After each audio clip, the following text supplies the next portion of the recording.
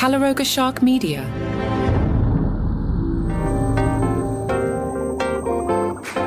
Hello, I'm Johnny Mac with your daily comedy news. This weekend is the 68th annual Daytona 500. And who's going to be there? It's Bert Kreischer. He's headlining the inaugural Full Throttle Festival. Good name. A night of comedy, music, and barbecue. The pre-race bash at the Ocean Center Convention Center in Daytona Beach. Leonard Skinner will be playing, and Bert Kreischer will do a performance. That's exciting. Bert Kreischer said race weekend in Daytona is the Super Bowl of speed, and for me, that means going absolutely massive, so I figured, why not build the biggest, wildest, greatest pre-race party ever? We're not just having a party, we're bringing a rock show, a country show, a comedy show, and the kind of barbecue and beer that would make a pit crew chief proud. We're stuffing all that, the fun, the laughs, the meat sweats inside the Ocean Center the night before the Daytona 500. It's my ultimate dream NASCAR tailgate come to life, and I cannot wait to see Daytona go full throttle with us. There will also be an expansive craft beer program and signature cocktails for those 21 and older. Bert Kreischer told Outkick, I'm so ready for the festival. I live my life by rewards, like I eventize things, and this is my treat. I've been on the road for 25 days straight, and I end my tour, and I see my wife in Daytona. I cannot wait. Bert talked about attending at Daytona. He said, Tom Segura and I went. We brought our tour buses, and so the event of parking in the infield and experiencing the 3 days leading up to the actual race, all the races that are going on, all the trials, everything is a blast. It's so welcoming that I feel like it's got to be what it feels like if you go to Germany for Oktoberfest, and you're like, oh, so this is Germany. Like a German, if they come over, they should go to a NASCAR race, but camp out, get an RV and camp out, get a ton of cold beers, get a bunch of barbecue, set up a grill, because that camaraderie that happens at these events, that's what really draws me to it. I got to go to a lot of NASCAR races when I worked for Sirius, and Bert is nailing it. Now, I'm a boy from New York City. I didn't know anything about NASCAR. The first time I went down there and I saw everybody just walking around in head-to-toe Budweiser gear, or I remember seeing one guy dressed in a Kellogg's, racing suit, much like I might wear a Mets jersey. They would wear the outfit of their favorite driver, but I'm like, Kellogg's? Okay. But man, was everybody nice. I've got a picture of myself sitting on the track of the Daytona 500 an hour before race time. They let the civilians on the track, which I can't believe, because I could have been a jerky face and taken out a chisel and just put a hole in the track. But they just let everybody kind of hang out. And I've got a picture of me and this dude dressed head to toe in Bud gear. I guess he was a Dale Jr. fan. And we were drinking Buds out of his cooler. And it was just the greatest experience. And then I had a humble brag, flex. I had what's called a hot pass, so I could hang out on pit road during the race. And I'll tell you, I was standing there and I was super appreciative, but I knew I didn't appreciate it. And what I mean by that, it would be like, I'm from Queens, I'm not a NASCAR fan, so it'd be like somebody who's not a Mets fan sitting in the Mets dugout during the World Series. It was the equivalent of that. So I'm like, this is an amazing experience, but I kind of felt guilty because I'm like, there's somebody across the road there in the stands who would kill to do this. But it was super awesome. I did a bunch of races and nailed it.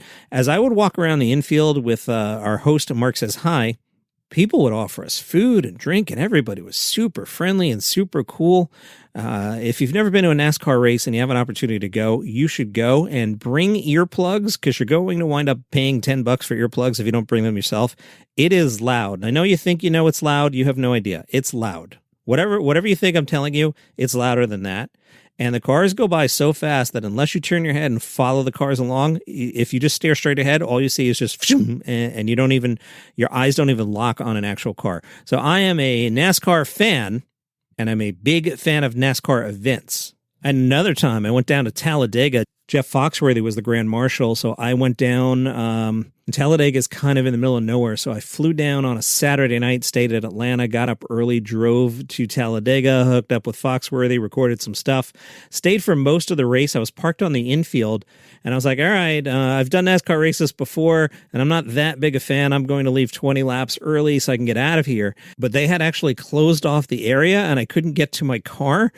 You weren't allowed to walk under the tunnel under the track. You were allowed to drive under the tunnel, but you couldn't walk under it. So I actually offered a local couple in a car. I'm like, it was like the apocalypse. I offered them $20 to drive me basically, 30 feet. And they were like, sure, hop in. And then the wife said to the husband, don't take the guy's money. So whoever you were a couple 20 years ago, I appreciate you. Talladega was awesome. And Talladega, So big. You have to see it if you've never been there. The tailgating area, I said it looked like a small city had been evacuated because of a nuclear scare or something, and everybody was told to go here. It's just this huge tent city, but everybody's cool. I digress. Get back to it, John. All right, tomorrow's Grand Marshal is Nate Bargatze. Nate was on the Backstretch podcast. He said he's been a NASCAR fan for a long time now. Nate is from Nashville, so that makes sense. That tracks. Nate said racing was an inevitable part of his childhood, but it was only in his late teens that he really got into it. And he said, then you start doing comedy, get busy, and it's a mix of like, how do you do everything with sports? But I've always been a NASCAR fan. I love it when someone just kind of goes out on their own and just sees if it works out or if they get crushed and go back, talking about racing in packs there. As part of my prep, I came across these 5 things to know about Nate Bargatze before the Daytona 500. Number 1, Nate Bargatze becomes first comedian to be Daytona 500 Grand Marshal. We're told there have been actors and athletes, musical artists and wrestlers, former race car drivers, even a president of the United States, but never has a comedian been the Grand Marshal for the Daytona 500. Congratulations, Nate Bargatze. Last year's Grand Marshal, Anthony Mackie. You may know him as Captain America.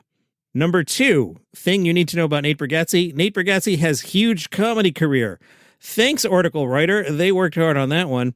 Number 3, Nate Bargatze's first feature film coming in 2026. Oh, yes, this is the Breadwinner, which hits theaters May 29th. If you've seen the trailer, perhaps you feel the way I did. I asked, was Kevin James not available? It does not look good. Nate created, co-wrote, produced, and starred in the Breadwinner, so if it sucks, we know who to blame, and if it's good, we know who to give credit to. It also stars Mandy Moore, Colin Jost, and Kumail Nanjiani for some reason. Fun fact number 4, Nate Bargatze roots for Vanderbilt and the Tennessee Titans. Did I mention he's from Nashville? And number 5, fun fact, Nate Bargatze has NASCAR history. The fun fact is, he was the honorary pace car driver for the Ally 400 at Nashville Superspeedway back in June 2023.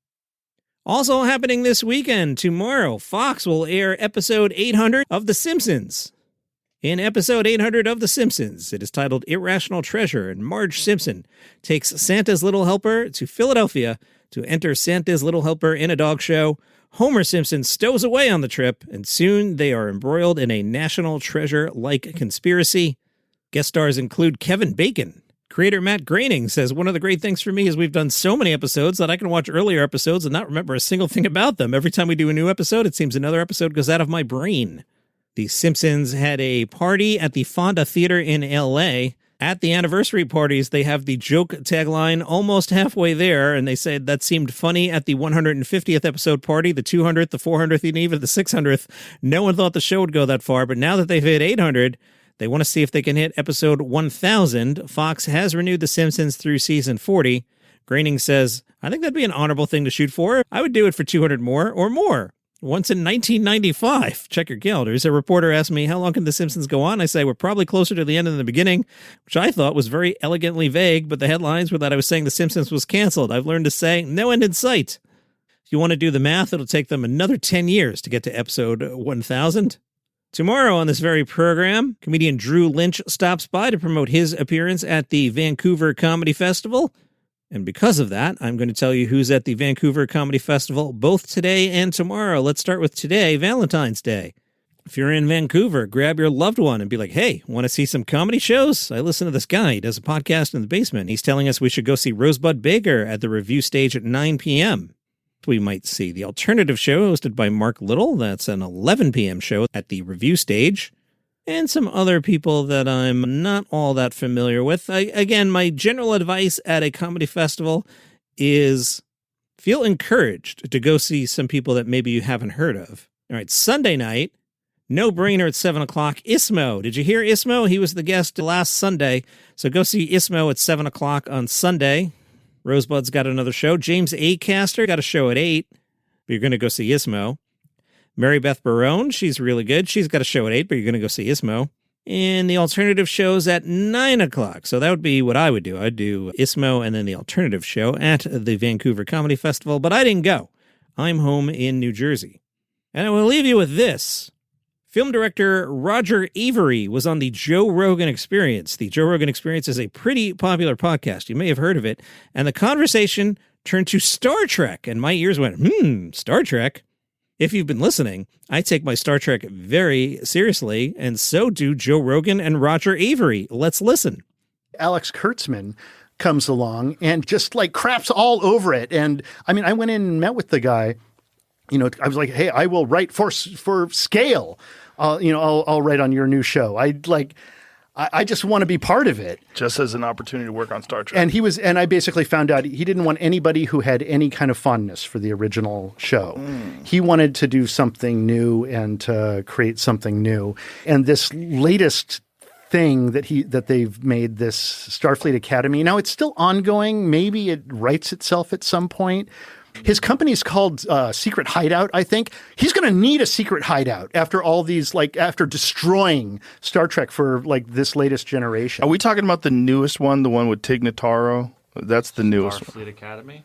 Starfleet Academy is an abomination.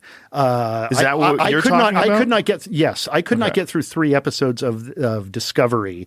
And, I mean, they're just it is just awful storytelling. Well, it's also clunky dialogue and bad acting. So comedians, Tig Notaro, Patton Oswalt, Jeannie Ashir, Stephen Colbert, I'm watching you. And that is your comedy news for today. Drew Lynch tomorrow, normal episode, and Comedy Survivor on Monday. See you then.